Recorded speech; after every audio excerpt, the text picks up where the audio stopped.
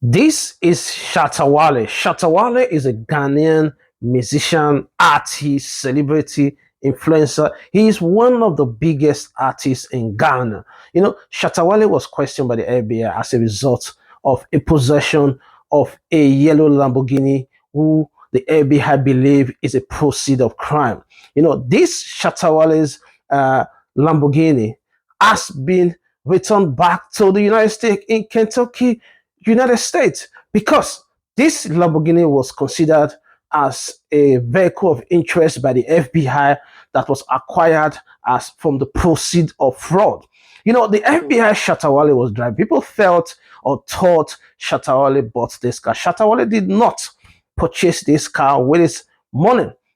This vehicle was leased to Shatta Wale by Dreams Enterprise Limited. This company involves in leasing of exotic cars in Ghana.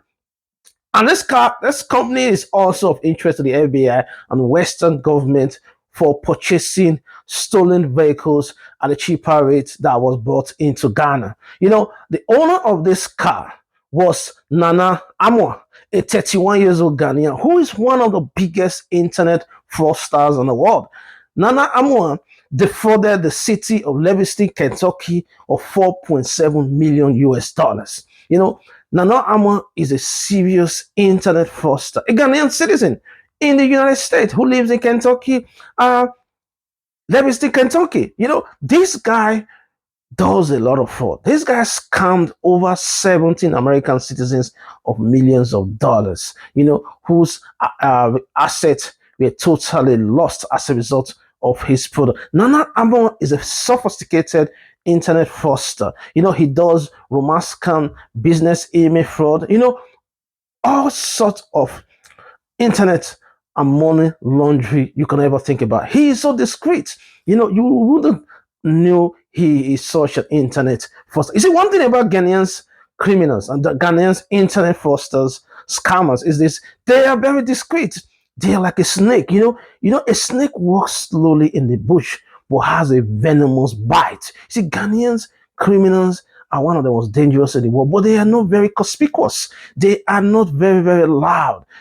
So they are not like the Nigerian counterparts, like the hush puppies. This guy, Nana Amwa, is on the level of hush puppy, but nobody knows him around the world. That is how Ghanaians operate. They're very discreet. That is why people think Ghana is, or Ghana or Ghanaians as a people are sent. Or Ghanaians are very calm, they don't commit crime. They are very, very dangerous. They commit their crime secretly, and the media in Ghana does everything to protect the reputation of Ghana. It's unlike Nigeria. In Nigeria, when somebody does something negative, or the Nigerian people will blow it out of proportion. I think this is a learning curve for Nigerians, that your country or your citizens are not the only one who does criminal acts, where you goes on the social media and blow it out of proportion. Ghanaians are doing more fraud than Nigerians. Ghanaians are even more sophisticated when it comes to fraud than Nigerians. But they are not very loud about it. They're very discreet. They're very calm about it. So this guy is currently, Nana Amwa is currently serving 7 years in Kentucky prison, in the federal prison in the United States. So a company of interest is Dream Enterprise Limited. Ghanaians, I hope you're not going to deny it. This company exists in Ghana.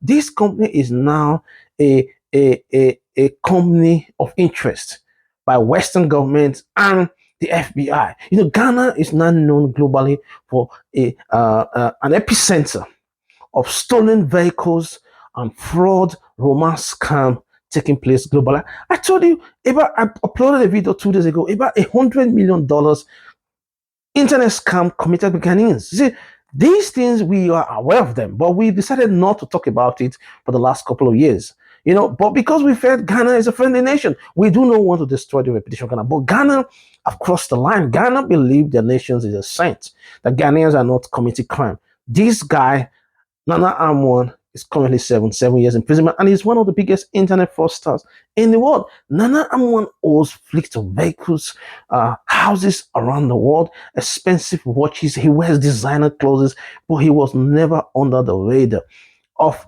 the United States. Because you see, when people talk about internet fraud, they mention Nigeria because Nigerians are very loud with their own stuff, with whatever they do. Nigerians are very conspicuous with it. See, Nana Anwar, worked with an accomplice, Shema McDonald's. This lady, I think it's an American citizen, was responsible in opening an account, an LLC for Nana Amwa. How that is how they're able to move the money from one account to another. So Nana Amwa is a Ghanaian. I hope Ghanaians are not going to deny this time that Nana Amwa is not a Ghanaian or is a Ghanaian holding a Nigerian citizen. That is the one of the slogans that is being used by Ghanaian. This is Shatta Wale. If you don't believe it, tell Shatta Wale to provide his yellow Lamborghini.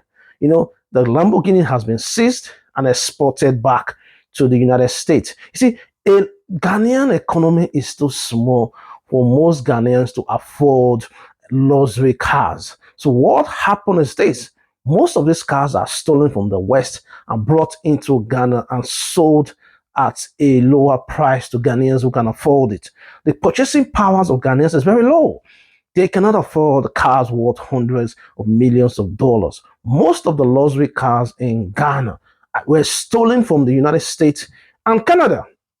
That is just a fact. So, Nana Anua has another 6 years to spend in prison before he would be released on custody of the United States government. So, guys, what do you think? Is Ghana becoming the epicenter of fraud and criminality on the continent? Have we paid the blind eyes towards Ghana for too long? I think it is high time we begin to reveal the atrocities be committed by Ghana. Something happened. You see, Nana Anwar was also duped by officials of the Ghana institutions of the Federation of Ghana, and Ghana, the Dream Enterprise Limited. They took advantage of the desperation of Nana Anwar by buying this vehicle off him at a very cheaper rate. Because at that time, Nana Anwar needs some money.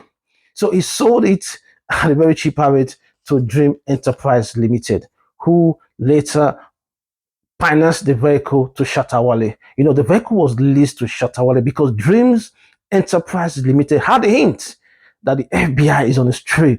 In order to get rid of the vehicle was leased to Shatta Wale, thinking a high celebrity like Shatta Wale would not bring suspicion by the FBI or other government officials on how he acquired this vehicle. That is my take. Thank you.